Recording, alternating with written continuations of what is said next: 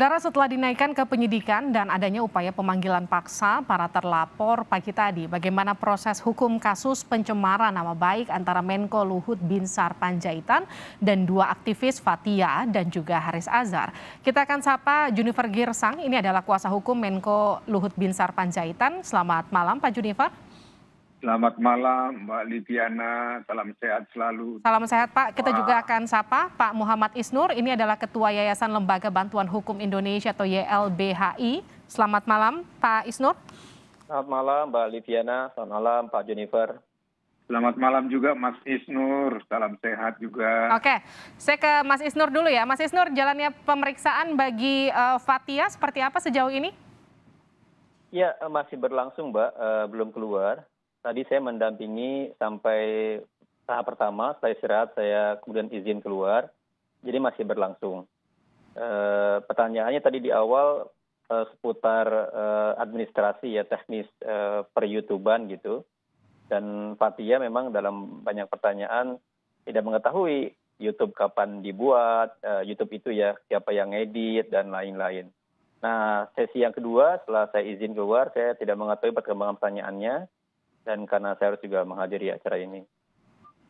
Oke, sejauh ini informasi soal penjemputan paksa pagi tadi, apa yang bisa dikonfirmasi oleh Fathia dan juga Haris? Selama ini Fathia dan Haris berkomunikasi dengan baik dengan penyidik, baik via surat maupun via WhatsApp atau by phone. Jadi ketika tidak bisa pun menjelaskan ataupun surat panggilan misalnya menyusul itu pun tidak masalah. Nah, jadi pertanyaan buat kami, kenapa tiba-tiba tadi pagi langsung datang dan ada upaya menjemput paksa? Padahal jika dijelaskan dengan baik oleh kepolisian bahwa ini panggilan ketiga dan dikasih tahu bahwa jika tidak bla bla bla gitu, tentu akan lebih kita hormati. Ini pertanyaan buat Fathia, ada apa dengan cara-cara seperti itu? Makanya tadi Fathia dan Haris kaget ketika hari ini ada 5 anggota polisi datang langsung menemui. Dan juga tadi ditanya mana suratnya, nggak ditunjukkan juga. Jadi kita bertanya juga gitu, seperti itu Mbak Livina. Jadi ini penjemputan paksa atau upaya persuasif yang diklaim pihak kepolisian sebagai tindakan untuk mengajak, oke udah 2 kali nih nggak datang, sekarang yuk datang. Ya tadi awalnya mau dibawa secara paksa, tapi Fathia bernegosiasi dan menolak penjemputan itu dan berkomunikasi untuk datang jam 11 siang dan kami datang jam 11 siang. Sehingga memang tidak jadi penjemputannya, tapi mereka mengawal. Demikian. Oke, saya ke Pak Junifer. Pak Junifer, sejauh ini Anda melihat jalannya proses hukum terhadap kasus yang tengah Anda tangani, seperti apa? Baik, terima kasih. Memang sejak kami membuat laporan, prosesnya kami selalu ikutin secara prosedural. Kami dipanggil setiap saat, kami hadir memang. Dan kami sudah diperiksa di penyidikan itu 2 kali di dalam lidik. Ya, kemudian di dalam penyidikan juga kami sudah diperiksa juga sebetulnya. Dalam tingkat penyidikan, karena sudah ditingkatkan penyidikan. Kemudian memang dari dokumen yang kami peroleh dari kepolisian, bahwa tanggal 17 Desember memang sudah ada disampaikan kepada kami SP2HP dan kemudian dalam SP2HP itu diinformasikan telah dimulai penyidikan kasus ini yaitu sejak 17 Desember. Ya, itu yang kami dapat dan peroleh dokumen dari pihak kepolisian sebagaimana kewajiban pihak kepolisian menyampaikan perkembangan pemberitahuan perkembangan perkara, yaitu hasil penyelidikan. Nah kemudian setelah ini menjadi penyidikan, kami diperiksa untuk melengkapi berkas-berkas yang dibutuhkan oleh kepolisian. Nah kemudian kami mendapat informasi memang bahwa rekan kami Haris Azhar itu diminta keterangan untuk di tingkat pendidikan, mungkin Mas Isnur sudah dapat informasi juga, yaitu diinformasikan kepada kami sekitar Desember, ya 23 Desember. Kemudian rekan kami Azhar dan kemudian juga Fathia minta ditunda kalau tidak salah itu tanggal 27. Ternyata mereka tidak datang. Kemudian lanjutannya ya meminta ditunda tanggal 6 Januari. Ya, 6 Januari. Kemudian diinformasikan kepada kami setelah kami konfirmasi bagaimana perkembangan, rekan kita Haris Azhar dan Fathia juga tidak hadir. Nah, oleh karenanya pihak kepolisian, kami mendapat informasi tadi pagi mengambil tindakan sebagaimana diatur KUHP karena tidak hadir 2 kali adalah penjemputan secara paksa. Oleh karenanya dengan segala hormat kepada Mas Isnur, ya tentu proses ini hormati dan kita hormati. Sekali lagi kan klien kami selalu berkata kepada kami dan menyatakan kita hormati proses hukum.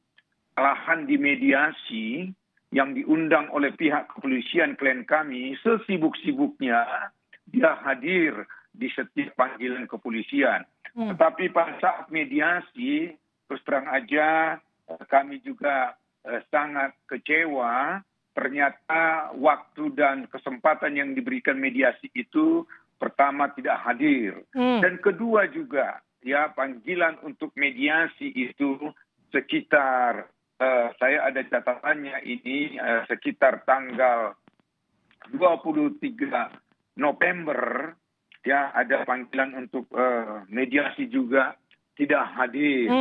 Nah, tidak hadir untuk melakukan mediasi. Disinilah yang kami menyatakan bahwa silakan proses karena kita sudah berupaya bagaimana yang terbaik secara kekeluargaan tapi tidak dihormati. Itulah perkembangan yang kami dapatkan dan kami peroleh sampai saat ini. Oke, Mas Isnur. Saya ingin menanggapi, Pak. Silakan. Ya, soal mediasi, pertama tidak sepenuhnya benar yang disampaikan rekan Junifer. Di pertemuan pertama kami datang. Tapi Pak Luhut dan Pak Junifer tidak datang. Jadi ada waktu yang tidak ketemu. Di mana ketika kami bisa, tapi Pak Luhut tidak bisa, dianggap tidak ada pertemuan. Tapi ketika Pak Luhutnya bisa, kami tidak bisa, dianggap kemudian gagal. Itu yang kita pertanyakan ke polisi, sejauh mana upaya mempertemukan agar cocok tanggalnya. Karena waktu itu ada tanggal di mana kami bisa, kami mendatangi sesuai dengan panggilan dari kepolisian, tidak datang gitu. Nah di lain waktu ketika kami tidak bisa, tapi Pak Luhut datang, itu dianggap kemudian kami tidak mau bertemu. Itu yang kami sayangkan dari komunikasi sama seperti sekarang. Kemarin-kemarin komunikasinya bagus dengan via WA, ngasih tahu gitu. Bisa ketemu kapan dan lain-lain. Ini yang menurut saya jadi ada standar yang berubah, standar yang berbeda penerapannya. Makanya ketika hari ini ada tiba-tiba panggilan paksa, kenapa tidak ada komunikasi yang baik seperti panggilan 1 dan panggilan 2? Itu yang kami pertanyakan Pak Rekan Junifer kepada kepolisian tadi. Seperti itu. Baik. Boleh saya jawab belum itu supaya clear, supaya tidak ada salah persepsi. Kalau saya punya data itu pertama-tama Mas Isnur kita diundang 18 Oktober. Ya, 18 Oktober pada saat itu memang kita minta ditunda karena alasan dari klien kami melaksanakan tugas negara mendampingi Presiden G20 itu di London. Makanya kita minta ditunda itu kepada tanggal 28 Oktober. Ya, kemudian pada tanggal 28 Oktober setuju dilakukan mediasi. Ini catatan kami Mas Isnur. Ya, ini catatan kami nanti di-recheck panggilannya. Ternyata kami hadir tanggal 28 Oktober tidak hadir. Kemudian dijadwalkanlah kembali yaitu tanggal 15 November. Ada datanya semua ini Mas Isnur.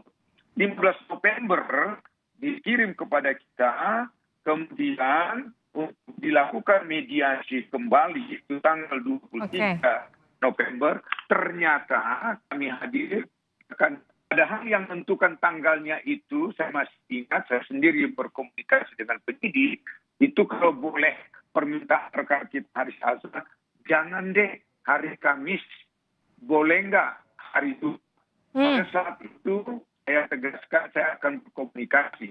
Saya berkomunikasi dengan Pak kami dikatakan nggak apa-apa. Ada tugas saya pending dan saya hadir hari Jumat.